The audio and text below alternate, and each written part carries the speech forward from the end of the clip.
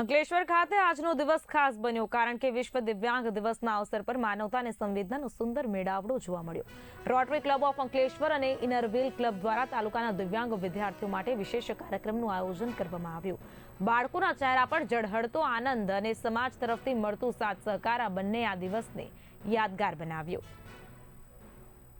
નમસ્કાર.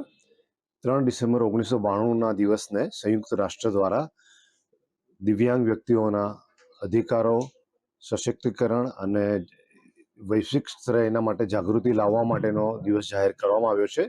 તો આજે દિવ્યાંગ દિવસની ઉજવણી નિમિત્તે આપણે બીઆરસી ભવન ખાતે તાલુકા લેવલની જે સ્કૂલો બધી આપણી ત્યાંથી દિવ્યાંગ બાળકોને આમંત્રિત કર્યા છે અને રોટરી ક્લબ ઓફ અંકલેશ્વર તેમને educational kit, lunch box, water bag અને ઇનરવ્હીલ ક્લબ ઓફ અંકલેશ્વર મારી સાથે એમાં સહભાગી થયું છે. ફળ અને ફ્રૂટનું વિતરણ કરી તેમને પ્રોત્સાહિત કરવા માટેનો અમારો એક નમ્ર પ્રયાસ છે.